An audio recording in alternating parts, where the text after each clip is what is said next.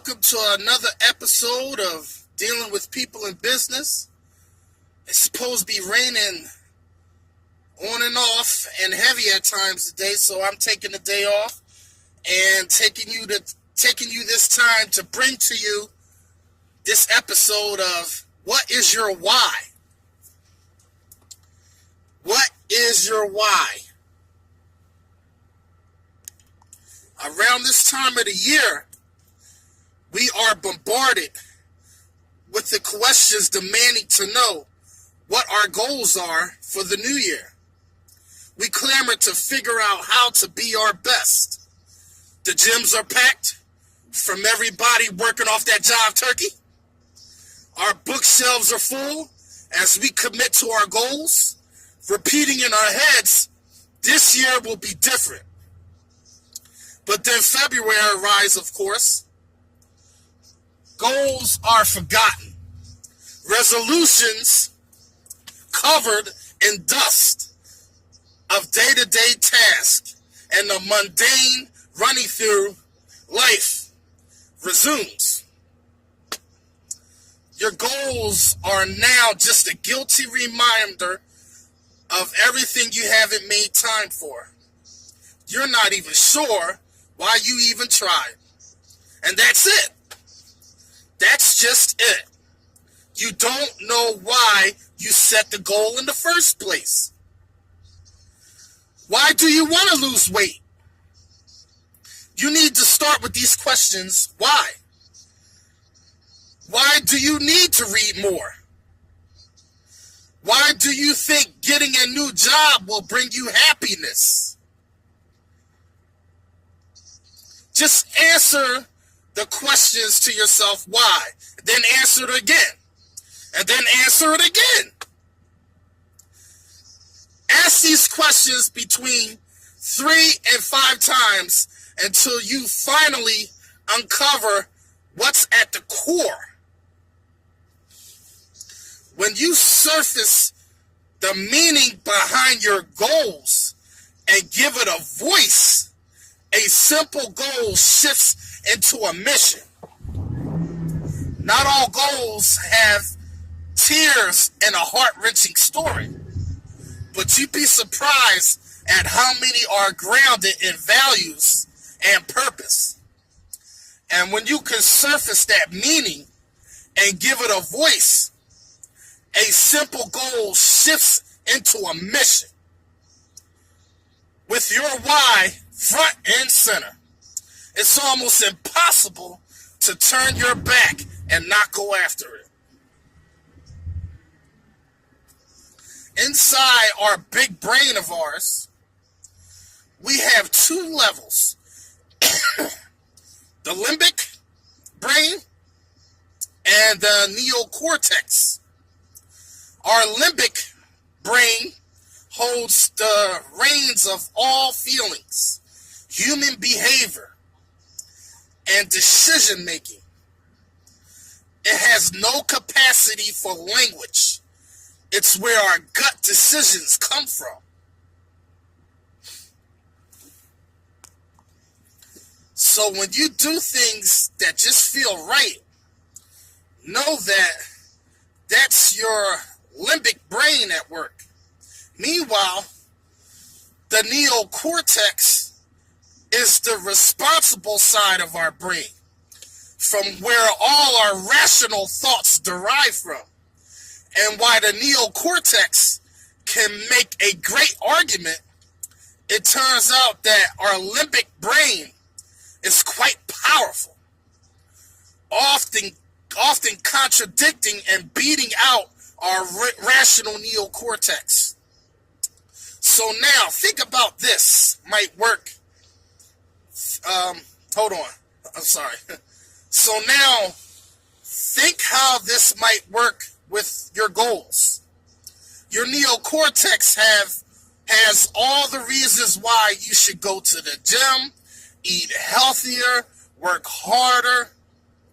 But your limbic brain knows what feels good. And getting up early or passing on a glass of wine doesn't feel quite delectable. So So your goals have to feel good. And those feel-good goals come from giving voice to your why.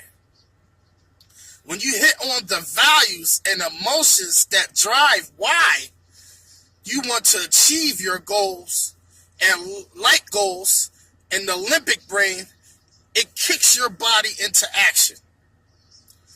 Here's how to set why goals. Ask why until you hit a value. Remember, when you used to dig holes into the sand in the beach until you hit water? It's like that pretty much. Expect why. It's the shovel and your value is the water. Keep asking why until you hit that value.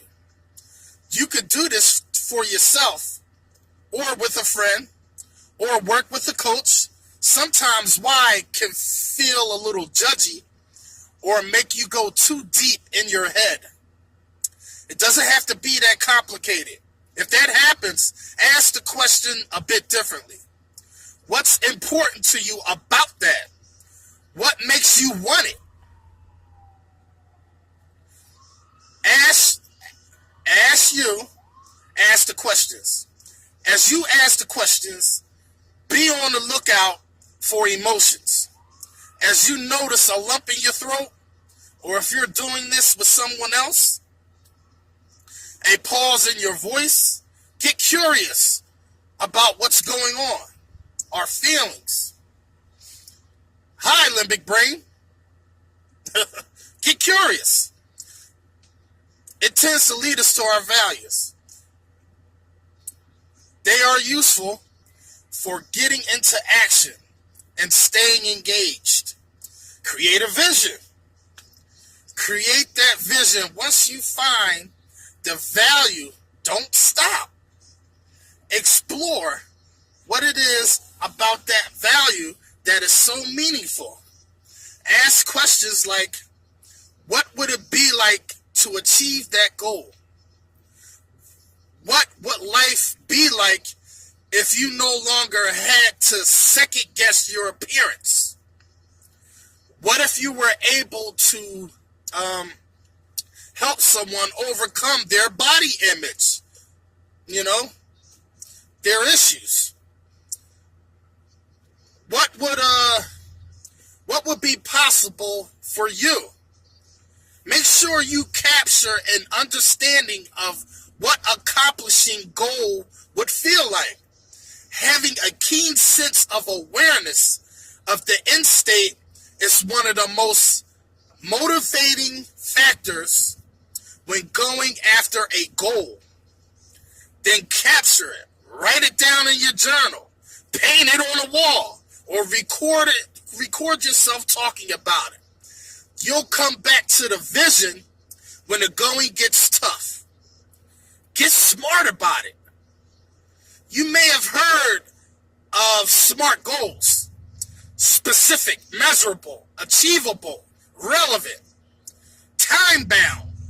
Once you have your why and your vision, it's time to employ these methods. So, give yourself permission to change course. Too often we set goals and then refuse to bend our own rules. Rigid rules may work for some, but for most, it's resulting in giving up completely. But they can also lead you down a path that is no longer on purpose with your original why. As with all things in life, the goalpost may change. To ensure you're staying true to your why, plan purposeful list. These could be calendar reminders or a check-in with a coach of some sort or anything to that nature. Ask questions like, am I still going after the right goal? Do I remain as committed to my stated purpose? Why? do I need to shift? Then you celebrate. It's easy to drive past our wins without even looking out the window. But if you're going to stick to your challenging and meaningful goals, make sure you enjoy the view. As you create your roadmap to achieve your goals of future success, include benchmarks and rewards. They should be activities or gifts to yourself that are motivating and cause you to reflect on what you're learning and who you're becoming. But there you have it. I'm about to go in here and have some breakfast. So I'm going to show y'all what I'm going to be eating today. So come on, let's go. Oh, looks like the sun's trying to come out. Might be able to go to work after all. But you know what, I'm not, because I don't like leaving this late in the day. It's like after 9 o'clock. I usually like leaving like 5 or 6 in the morning. But it was pouring down rain in there. And yes, I'm going to ShopRite for breakfast. You'd be surprised. ShopRite has a little breakfast bar. You see, these are grits. And this is cream of wheat. I was on one of the live chats, and somebody from England had asked me what grits were. And I had to describe it sort of like a mashed potatoes texture, but it's corn based.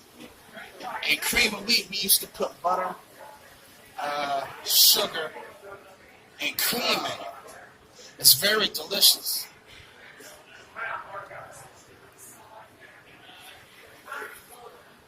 But I'm going to have some grits and some cream of wheat, some eggs. I'm going to have a little bit of everything. But grits is a southern thing. Down south, they used to eat fish and grits. Or, fish and chips. Well, fish and grits is one of those things, as well as chicken and waffles. But let me get on out of here. I got some subscribers to watch, because I try to support all of my subscribers, at least the ones that have a habit of watching my videos. But there you have it. Mac-a-frack-a-lack. Peace, peace, peace.